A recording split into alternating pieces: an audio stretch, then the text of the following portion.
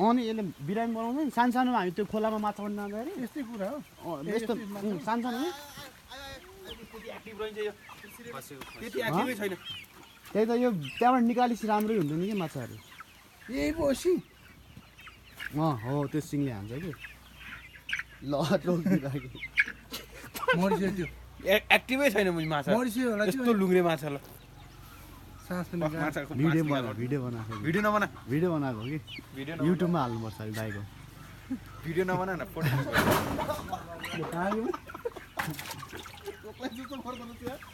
हो र मलाई भाइले माछा त्यो भित्र गएर आएको छ दुब्ला आएको छ भने भाले अहिले यत्रो ठुलो देखिरहेको छ यो छोड्दैन र अर्को हेरौँ त्यही हो टार्गेट त्यसलाई नै गर्ने त्यसलाई अब ल छोटो समाइदिनु छोड भाइ ल लिएर धपारा